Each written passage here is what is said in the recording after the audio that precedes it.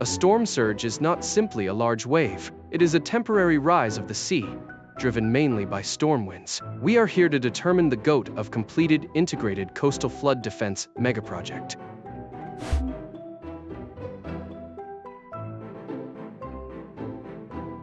The field is completed integrated coastal flood defense megaproject that can push an entire coastline above the level its streets, tunnels, and foundations were built to survive. When that water finds a low entrance, a modern city can become a basin. This field is not about the tallest wall or the heaviest gate. It is about completed, integrated coastal flood defense megaprojects, systems large enough to defend an inhabited region, while allowing rivers, ships, roads, drainage, and ordinary life to continue. The test is scale, reliability, engineering difficulty, adaptability, ecological restraint, and proof under real storms.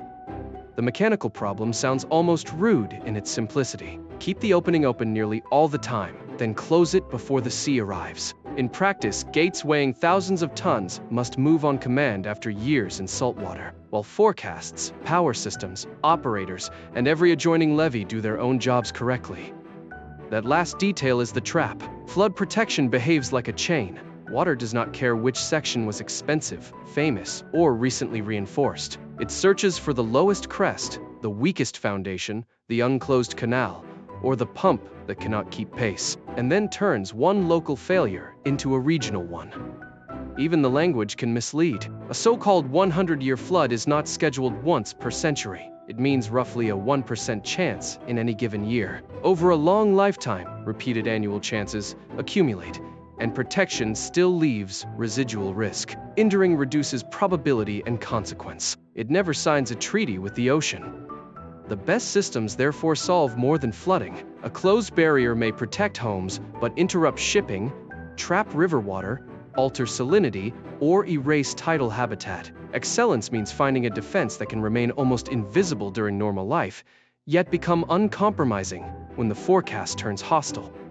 The serious challengers defend places that should be almost impossible to defend: a subsiding hurricane coast, an imperial city at the end of a shallow gulf, a lagoon built around tides, and a global capital on a tidal river. Each solved a different version of the same question: how much civilization can one system place behind a moving line?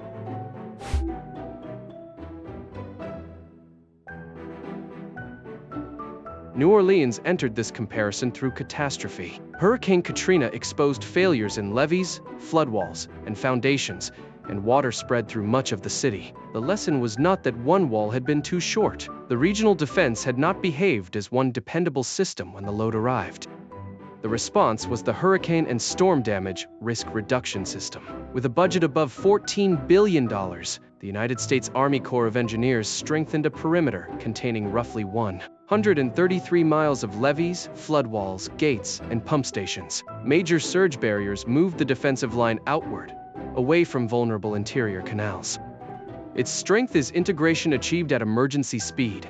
Barriers stop surge, levees contain it, and enormous pumps manage water that falls or accumulates behind the line. Its limitation is equally instructive. The accredited standard addresses a storm with about a 1% annual chance, while subsidence, sea level rise, and stronger hazards keep changing the baseline beneath the system. St. Petersburg faces a different enemy. Westerly winds can pile Baltic water into the narrow eastern Gulf of Finland, driving it toward the low Neva Delta. More than 300 floods were recorded over the city's history. So, the answer had to span not one river channel but the approach to an entire metropolis. The resulting flood prevention complex stretches about 25 kilometers. It combines 11 dams, 6 locks, 2 navigation channels, water treatment facilities, and a highway link. Construction began in the Soviet period, and the full system became operational in 2011, turning a defensive barrier into a piece of transport infrastructure as well. Few rivals match that physical reach. The system can close the Gulf approach while preserving navigation through dedicated passages, and it was designed for water levels far beyond ordinary floods. But its troubled, decades-long construction and relatively short operational record make the evidence less mature than its concrete footprint suggests. Venice presents the most delicate geometry of all. The city needs the lagoon and its tides, Yet its lowest public spaces begin to flood at surprisingly modest levels. St. Mark's Square feels high water once the tide rises above, roughly 82 centimeters on the local reference. A permanent dam would protect the stones by changing the lagoon that sustains them. Venice's system answers with 78 independent hollow gates, resting in housings on the seabed at the lagoon's 3 inlets. During normal conditions, they remain filled with water and lie flat. Before an exceptional tide, compressed air expels the water. Buoyancy rotates the gates upward, and separate rows temporarily divide lagoon from sea.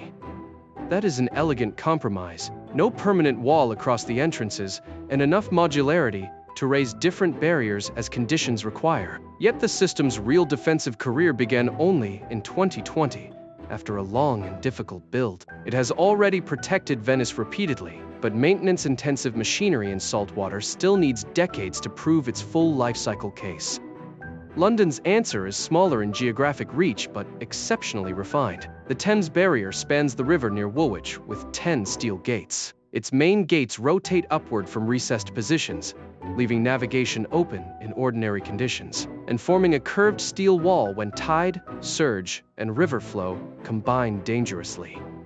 This is where longevity becomes persuasive. The barrier entered service in 1982. By November 2025, it had closed 221 times for flood defense. It protects about 125 square kilometers of central London, and its operating decisions combine tide, surge, and upstream river flow rather than relying on one crude trigger. The Thames Barrier is the strongest rival because it couples mechanical clarity with more than 4 decades of service. It has repeatedly done the exact job it was built to do, but it remains a brilliant defense at one strategic choke point, supported by the wider estuary system. Rather than a national reconstruction of coastlines, estuaries, locks, dams, and operating doctrine.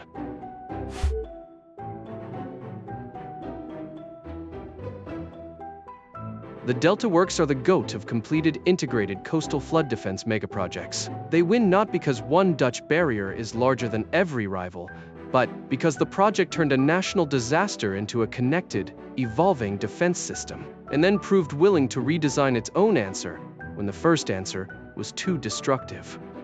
The origin was the North Sea flood of 1953. Storm-driven water broke through more than 150 places in Dutch defenses, inundated roughly 150,000 hectares, and killed 1,836 people in the Netherlands. It was the kind of failure that makes incremental repair look morally inadequate.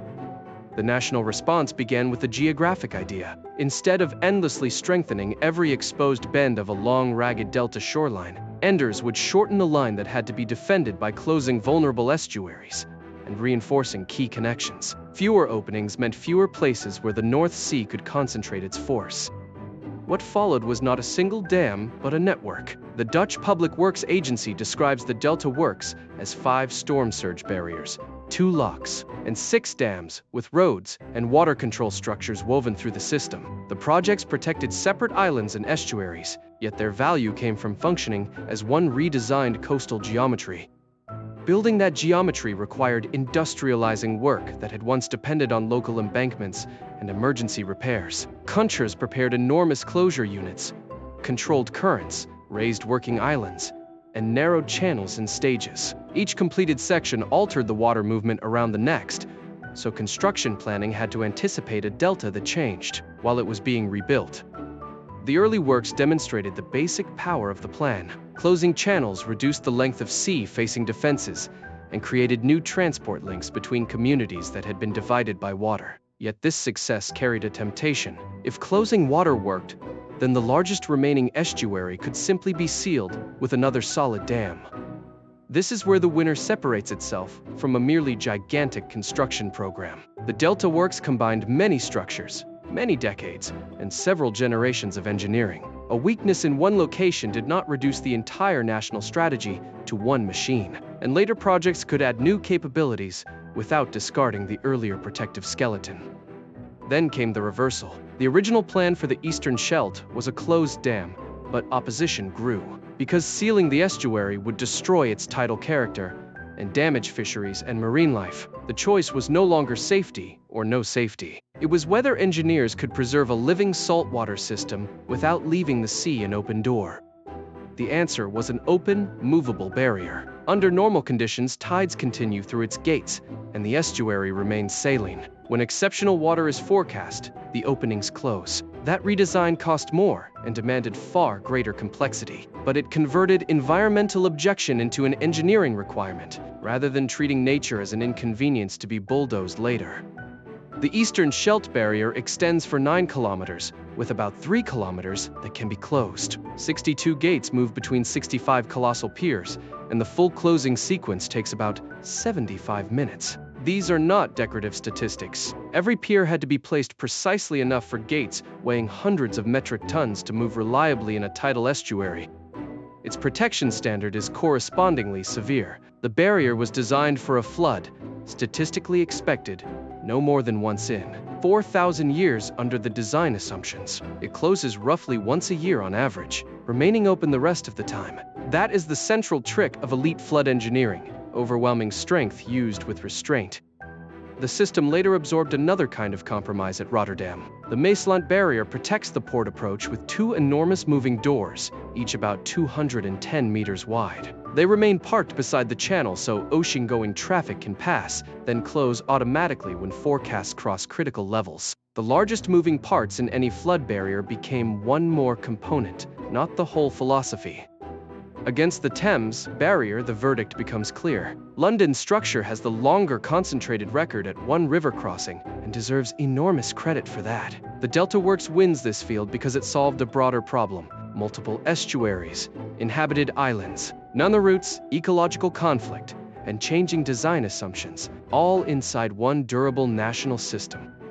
The win is qualified. Reducing tidal flow in the eastern Scheldt created what Dutch researchers call sand hunger. Channels draw sediment from tidal flats, shrinking habitat and weakening natural wave damping. Enders now nourish eroding areas with sand and test ecological repairs. The project preserved far more nature than a solid dam would have, but it did not escape consequences.